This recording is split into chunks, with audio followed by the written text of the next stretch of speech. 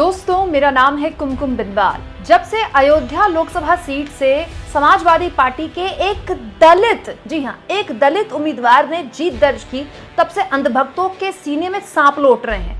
मतलब उनसे ना निगला जा रहा है ना उगला जा रहा है। दे दनादन अयोध्या वासियों को इतनी गंदी गंदी गालियां दी जा रही है। और अब तो बात दोस्तों इससे भी आगे पहुंच गई है।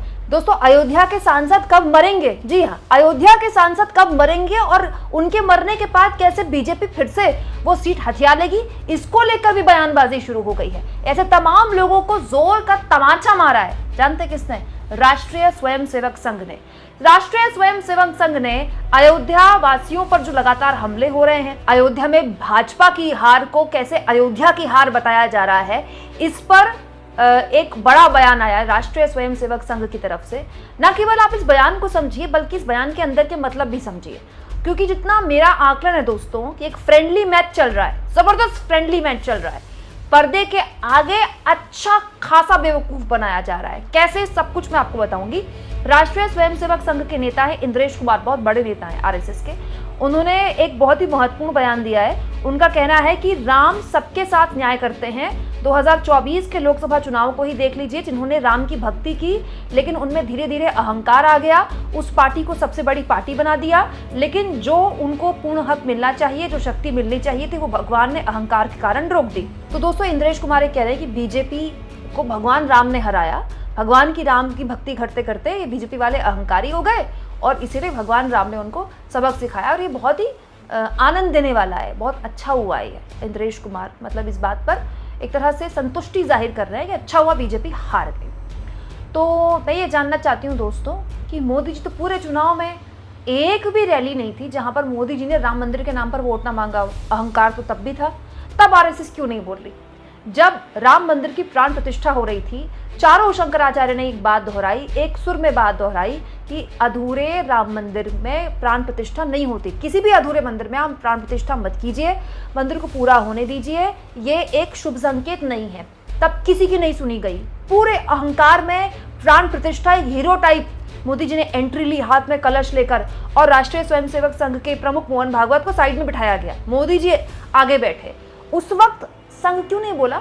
उस वक्त संघ को नहीं दिख रहा था बीजेपी का अहंकार, मोदी जी का अहंकार? जो राम को लाए हैं हम उनको लाएंगे। वाह जी वाह, कौन इस ब्रह्मांड में पैदा हुआ है जो राम को ले आए? भाई मतलब कितनी हास्यास्पद, कितनी घटिया और कितनी अहंकारी नारा था दोस्तों। पूरे चुनाव में भाजपाइयों ने नारा चलाया। मोदी जी की फोटो वायरल की गई जिसमें मोदी जी बड़े और राम जी छोटे दिखाई दे रहे हैं। मोदी जी हाथ पकड़कर राम जी को मंदिर ले जा रहे हैं। मतलब इतने बड़े हो गए मोदी जी कि हमारे सृष्टि के रचयिता, पूरे ब्रह्मांड के रचयिता उनको हाथ पकड़कर मंदिर पहुंचा रहे हैं। वाह! तब संघ को मोदी जी का या उनकी पार्टी का अहंकार नहीं दिखा। और अब जब अयोध्या जी में हार गए भाजपा के कैंडिडेट, तो संघ को अब अहंकार का टूटना दिखाई दे रहा है। बड़ा सवाल ये है दोस्तों कि इस बयानबाजी के पीछे का मतलब क्या है? दोस्तों, मीडिया आपको ये दिखाएगा कि देखिए संघ लगातार बीजेपी को फटकार लगा रहा है, लेकिन एक्चुअली में अंदर की कहानी कुछ और है। संघ और भाजपा एक हैं, एक ही हैं। और भाजपा पिछले 10 सालों में सत्ता में आकर अगर उसने अलग अलग संगठनों को अपने फायदा पहुंचाया है, अपने संगठन को फायदा, वो दुनिया की सबसे बड़ी पार्टी बन गई बीजेपी, दुनिया की सबसे रईस पार्टी बन गई, तो संघ को भी भरपूर फायदा हुआ है। बड़े बड़े राज्यों में बड़े बड़े दफ्तर बन गए, कहाँ कहाँ कितनी कितनी पदों पर कहाँ कहाँ किसकी नियुक्ति हुई है, सब सरकार के अंदर सब जानते हैं। संघ ने भी पूरे फायदे उठाए पिछले 10 सालों में मोदी जी की सरकार में बने। लेकिन दिक्कत ये हो गई कि मोदी जी कल्ट बन गए, इतने बड़े बन गए कि बीच चुनाव में उन्होंने कह दिया कि हमको संघ की जरूरत नहीं है, पार्टी अध्यक्ष ने कह दिया। तो अब संघ को मौका मिल गया। सोचिए, जो कि बीजेपी नारा दे रही थी, मोदी जी ने नारा दिया था 300 पार और 400 पार एनडीए, अगर वो हो जाता फिर संघ क्या करता? फिर संघ ऐसे चुपचाप बैठा रहता? संघ क्या इंतजार कर रहा था क्या कि जनता भाजपा को हराए तो हम बोलेंगे? फिर ये कैसी पेरेंट संस्था है? फिर तो कहा जाता है कि संघ के आदेश के बिना पत्ता नहीं हिलता भाजपा में। ये कैसा संघ की ताकत है कि संघ भी तब बोलता है जब जनता हरा देती है? संघ इतना कमजोर है क्या? तो ये जो पूरा ड्रामा चल रहा है ना, ये विपक्ष की स्पेस लेने की कोशिश हो रही है। मतलब आप इसको इस तरह से देखिए कि घर का एक शैतान बच्चा है, पड़ोसी उसकी शिकायत लेकर आया कि आपका बच्चा बार बार क्रिकेट खेलता है और बॉल से मेरी खिड़की तोड़ देता है। तो घर का जो बड़ा होगा वो क्या करेगा? पड़ोसी के आगे उसको डांटेगा कि कैसे तुम खेलते हो, अपनी घर की छत में खेलो, ये कोई तरीका है? माफी मांगो अंकल से। वो कान पकड़ता है, बोलते सॉरी अंकल, गलती हो गई। चलो भाई, अब गलती हो गई। वो उनको मान मनोबल करके अपने लड़के को अंदर ले जाता है। क्या हुआ? अपने लड़के को भी प्यार से समझा दिया और सामने वाले को दिखा भी दिया कि देखो मैंने इसको डांट दिया है। बिल्कुल एग्जैक्टली संघ यही कर रहा है। अंदर संघ और भाजपा में कोई फर्क नहीं है। भाजपा के अंदर संघ का दखल बढ़ सकता है क्योंकि भाजपा कमजोर हुई है संगठन के तौर पर भी और सरकार में सत्ता में आने के तौर पर भी। लेकिन ये कह देना कि संघ नकेल कस लेगा, संघ ने अहंकार चूर चूर कर दिया भाजपा का, तो वो नहीं होने वाला है। अगर ऐसा है दोस्तों, तो हरियाणा के बीजेपी के बड़े नेता पूर्व मंत्री रह चुके अनिल विज, उन्होंने भी कुछ दिन पहले कहा था कि अयोध्या में जिन्होंने भाजपा को हराया वो नास्तिक किस्म के लोग हैं। शर्म आनी चाहिए ऐसे लोगों को। अयोध्या जी में जो रहते हैं ना, वो हमारे प्रभु राम के प्रिय लोग हैं। ठीक वैसे ही जैसे जो ब्रिज के निवासी हैं, वृंदावन के निवासी हैं, वो हमारे प्रभु श्री कृष्ण और हमारी राधा रानी के प्रिय होते हैं। इसीलिए कहा जाता है कि अयोध्या जी में जो लोग रह रहे हैं उनका अपमान, मतलब आप प्रभु श्री राम के प्रिय लोगों का अपमान कर रहे हैं। जो लोग प्रभु श्री राम को इतने प्यारे हैं, उन्होंने अगर किसी पार्टी को हरा दिया, किसी को जिता दिया, तो इतनी क्या बड़ी बात हो गई कि उसको लेकर इतना बड़ा तमाशा किया जा रहा है कि सत्ताधारी दल के नेता कह रहे हैं कि वहां लोग नास्तिक रहते होंगे। कमाल की बात है दोस्तों। इस पूरे मामले में संजय सिंह ने बड़ा बयान दिया है, सुनिए। और कैसी पार्टी है ये? कितनी खतरनाक पार्टी है ये? कितना जहर, कितनी नफरत भरी है इनके मन में।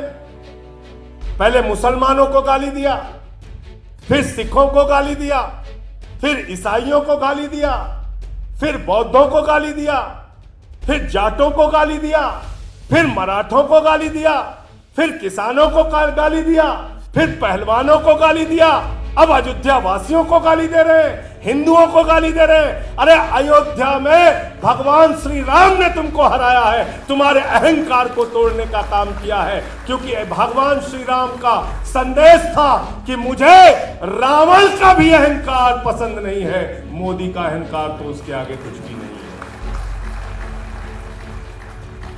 इतना अहंकार। क्या गाना गा रहे थे भाजपाई?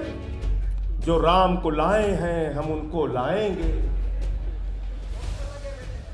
कह रहे थे कि नहीं कह रहे थे? भगवान श्री राम की इतनी छोटी फोटो, मोदी जी की इतनी बड़ी फोटो। मोदी जी बड़े भगवान बन गए, तुमका हाथ पकड़ के लेके जा रहे हैं। और मैं अवध का ही रहने वाला हूं, सुल्तानपुर कुशभवनपुर जिसको कहते हैं। राम पथ गमन मार्ग है, राम पथ गमन मार्ग अयोध्या से लेके चित्रकूट तक। तो अयोध्या हारे, सुल्तानपुर हारे, प्रतापगढ़ हारे, प्रयागराज हारे, कौशाम्बी हारे, चित्रकूट हारे, रामपुर हारे, सीतापुर हारे। सभी जगह इनका सफाया हो गया, सफाया। और मैं कहता था चुनाव के पहले कि भाजपाइयों हर जगह भ्रष्टाचार करना, प्रभु श्री राम के मंदिर में चंदा चोरी मत करना। मैंने समझाया था भाजपाइयों को, मैंने कहा था भाजपाइयों, अगर हमारे गांव में कोई मंदिर का पैसा खा लेता है, पूरे सारे लोग मिलकर उसका बहिष्कार करते हैं। अयोध्या के लोगों ने देखा भगवान श्री राम के नाम पे लोग चंदा चोरी कर रहे हैं, वहां से इनका सफाया करने का काम किया। बोले चंदा चोरों की खैर नहीं है, चंदा चोरों की खैर नहीं। क्या कह रहा था इनका एक प्रवक्ता? कहता है भगवान जगन्नाथ जो है वो नरेंद्र मोदी के भक्त है।